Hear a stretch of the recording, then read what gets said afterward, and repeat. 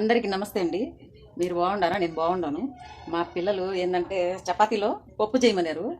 చిన్నప్పుడు వాళ్ళ నాని చేసేది, అంటే నాని అంటే మా అమ్మ పప్పు చేసి పెట్టేది. వాళ్ళకి వాళ్ళ ఇష్టంగా తినేవాళ్ళు. నేను ఎప్పుడు చేయలేదు, కానీ మా చిన్నపిల్ల కడుపుతో ఉంది. ఆ అమ్మాయి అడిగింది నాని చేసే పప్పు చేయని. మా అమ్మాయి తెలియదు, చచ్చిపోయింది. పెసరపప్పు అండి, నేను చేసుకోవాలి. ఎక్కువ వేయబడలేదు, ఆమె నీళ్ళ నీళ్ళగా చేసేది, భలే టేస్టీగా ఉండేది. కానీ అమ్మమ్మ చేసినంత టేస్ట్గా నువ్వు చేయలేవంటారు నాకు. ఈరోజు చేస్తా, ఎట్లుంటుందో చూస్తా. ఉల్లిపాయలు వేసుకొని ఇట్ట నీళ్ళు వేసుకొని ఉడకబెట్టుకోవాలి. కుక్కర్లో వేయకూడదు, ఇట్ట ఉడకబెట్టుకోవాలి. ఇప్పుడుది కాదండి, ఇది పూర్వకాలం ముసలాళ్ళు చేస్తున్న పప్పు. ఇది చాలా టేస్టీగా ఉంటుంది చపాతీలో తింటే. ఇది కొద్దిగా ఉడికిపోయిన తర్వాత టమాటాలు వేసుకోవాలి. చపాతీకి కలుపుకుంటున్నాను పిండి, గోధుమ పిండి ఇంత వేసుకున్నాను. ఇది కలిపే విధానం చూపిస్తాను మీకు. నూనె కూడా ఎక్కువ వేయబడలే, చూసారా? ఇంతే. కానీ చపాతీ ఎలా ఉంటుంది తెలుసా? మెత్తగా ఉంటుంది. మా పిల్లలు అయితే లొట్టలు వేసుకుంటూ తింటుంది దీన్ని చపాతీ. నేను చేస్తే ఉప్పు కూడా వేసుకోండి కొద్దిగా. కలిపే విధానం చూపిస్తాను చూడండి. ఒక రౌండ్ నీళ్ళు పోసుకోండి. ఊరికి ఎట్టట కలపాలండి, గట్టిగా పిసకడం అట్లాంటివి చేయకూడదు. అది చేస్తే మెత్తుకు రాదు, మెత్తగా ఉంటుంది చపాతీ. నేను చెప్పినట్టు చేయండి, ఎంత బాగుంటుందో చపాతీ. ఒకసారి ట్రై చేయండి. ఇట్ట కలపాలి పిండి. కలిపే దాంట్లోనే ఉంది చపాతీ. కలిపే దాంట్లో, ఏంచే దాంట్లోనే మెతుకు వచ్చేస్తుంది. అంత నూనె, నెయ్యి, పాలు ఇవన్నీ వేయాల్సిన అవసరమే లేదు. అందులో ఆశీర్వాద్ పిండి కదా, చాలా బాగుంటుంది. నోట్లో పెడితే కరిగిపోతుంది నేను చేసే చపాతీ.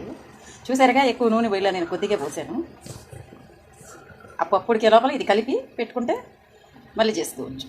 పెద్దగా ఉడకాల్సిన అవసరం లేదు. ఈ మాత్రం ఉడికితే టమాటాలు వేసేసుకోండి దాంట్లో. ఇట్ట టమాటాలు వేసేసుకోండి. తర్వాత పసుపు కొద్దిగా వేసుకోండి. ఇంత వేసుకోండి చాలు. దీంట్లో ఏమైనా పచ్చిమిర్చి, ఎండుమిర్చి ఏమి వేయకూడదు, కారపొడి వేసుకోవాలి. దీంట్లో చింతపండులో అవన్నీ ఏమి వేయకూడదండి. ఇది ఇంత కారం వేసుకోండి. బాగా ఉడికిపోయిన తర్వాత రుద్దేసుకొని తాలింపు పెట్టుకోవడమే. పలసంగా చేయాలి. మనం రుద్దేసి వాటర్ పోతాను, చూసారా ఎంత పలసంగా ఉందో. మా అమ్మాళ్ళ ఇంట్లో అయితే పెద్ద కుటుంబం వాళ్ళది. ఆమె అయితే కొద్దిగా పప్పులో చాలా నీళ్లు పోస్తుంది, కాకపోతే టేస్టీగా ఉంటుందండి పప్పు.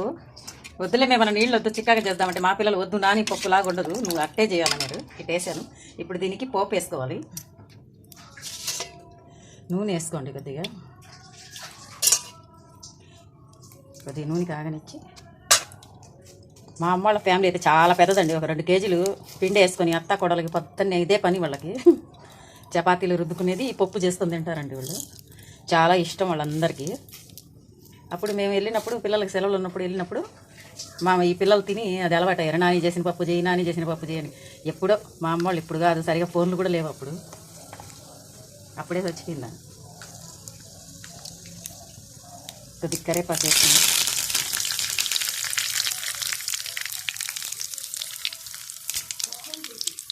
తక్కువ ఖర్చేనండి, కానీ ఎక్కువ టేస్ట్ పప్పు. తక్కువ ఖర్చుతోనే ఎక్కువ టేస్టీగా ఉంటుంది పప్పు. కానీ అప్పుడు చేసిన వాళ్ళ చేతి ఇప్పుడు నేను చేస్తే వస్తుందో రాదో తెలియదు, కానీ నేను చూస్తూ ఉన్నాను కాబట్టి చేస్తున్నాను, మీకు కూడా చూపిస్తున్నాను. ఈ పప్పు ప్రతి ఒక్కరు తినొచ్చండి, ఎక్కువ కారం ఉండదు, చిన్న పిల్లలు కూడా తినేస్తారు. ఆ పప్పులో వేసి పిసికి పెట్టేస్తే చాలు. ఇట్లా పోపు వేసేసుకున్నామా, పొయ్యి మీద పెట్టేసుకొని కొద్దిగా తెల్లని ఎంత పలసంగా ఉందో. 10 మంది అయినా తినొచ్చు దీన్ని, కానీ చాలా టేస్ట్గా ఉంటుంది. పలసంగా ఉందనుకోకండి, చాలా అంటే చాలా టేస్ట్గా ఉంటుంది. ఇప్పుడు పప్పు అయిపోయింది కదా, చపాతీ చేస్తాను చూడండి. పప్పు అయితే అయిపోయిందండి, చపాతీకి కూడా రెడీ చేసేస్తున్నాను. రుద్దేసి ఏం చేసుకుంటాను.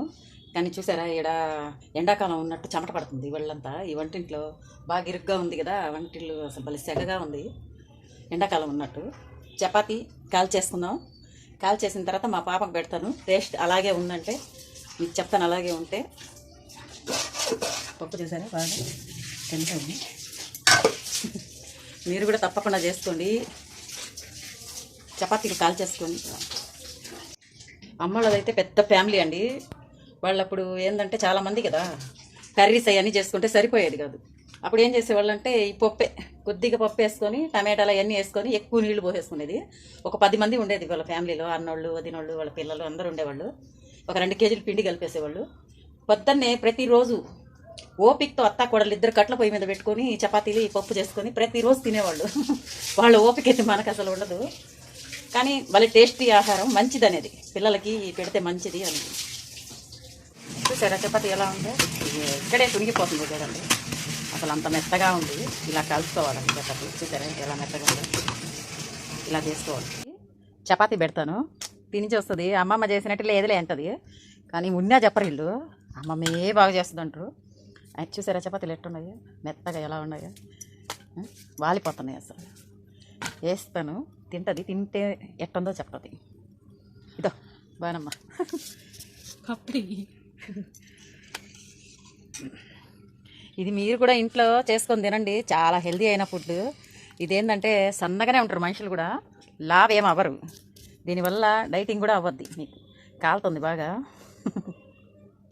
ఒక మాట చెప్తాను కానీ నవ్వబాకండి. చపాతీని బాగా పిసుక్కొని తింటేనే ఆ పప్పు టేస్ట్ తెలుస్తుంది. బాగానే ఎట్టుంది చపాతీ, అమ్మమ్మ చేసినట్టు లేదా? కానీ ఆ అమ్మాయి తలకాయ ఊపుతుందంటే అమ్మమ్మ చేసినంత టేస్ట్ లేదంట, కానీ ఉంది కొద్దిగా పర్వాలే. అంటే ఎన్నో ఏళ్ల కిందట చేశానండి నేను. ఎప్పుడూ మా పిల్లలకి అసలు గుర్తు కూడా లేదు, కానీ చాలా చిన్న పిల్లలు. మా పెద్ద పిల్లలకు గుర్తుంది బాగా. ఈ అమ్మాయితో చెప్తా ఉంటుంది నాని చేసిన పప్పు, నాని చేసిన పప్పు అని. కానీ పర్వాలేదంట, మీరు కూడా ట్రై చేయండి ఖచ్చితంగా. సంవత్సరాల తర్వాత కదా తింటున్నది ఇప్పుడు. వీళ్ళు కూడా సంవత్సరాల తర్వాత తింటున్నారంట, కానీ బాగుంది, హెల్దీ. ఇది తింటే మాత్రం ట్రై చేయండి, ఎలా ఉందో కామెంట్ చేయండి. సబ్స్క్రైబ్ చేసుకోండి ఛానల్ని, ఇట్లాంటి వీడియోస్ చాలా వస్తాయి ఇంకా. ఓకేనా? మా పాపకు బాగా నచ్చిందంటండి, కానీ అమ్మమ్మ చేసినంతగా ఉందో లేదో తలకాయ ఊపింది, కానీ ఉందంట. ఎన్నాళ్ళకి చేశాను కదా, గుర్తుండి చేశాను, కానీ బాగుందంట. మీరు కూడా తప్పకుండా ట్రై చేయండి. ఎలా ఉందో నాకు కామెంట్లో చెప్పండి. అందరూ నా వీడియోలు చూస్తే వాళ్ళందరికీ థ్యాంక్ యూ అండి. నాకు ఒక లైక్ ఇవ్వండి. బాయ్ బాయ్ అండి.